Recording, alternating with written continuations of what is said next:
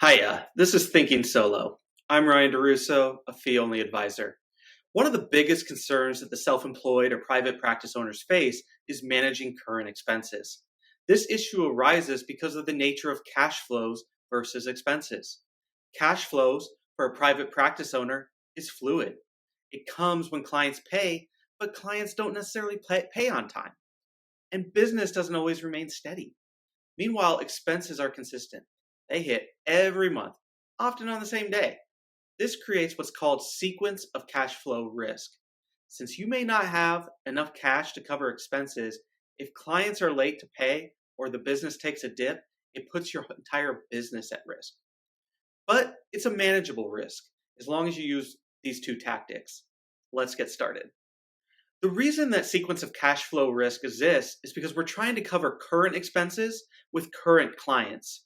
As a business owner, the more you move away from that flow, the better off you'll be.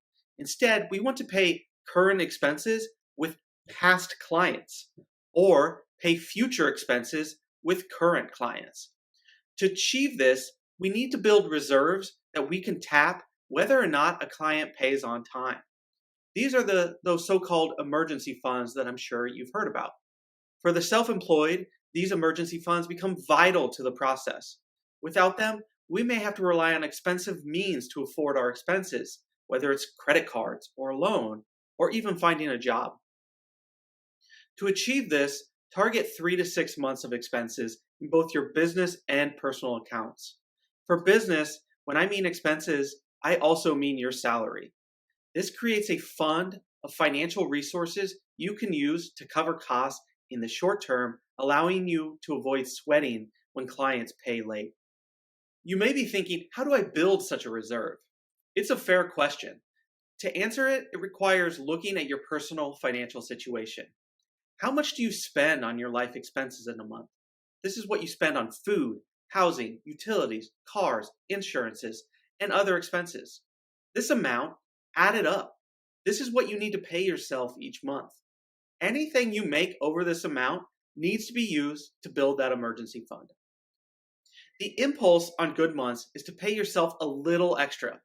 You cannot do that if you want security in your business.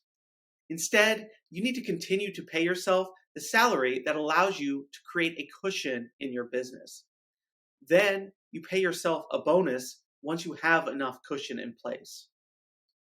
How do you manage sequence of cash flow risk? Let me know in the comments below. This is Thinking Solo. I'll see you next time.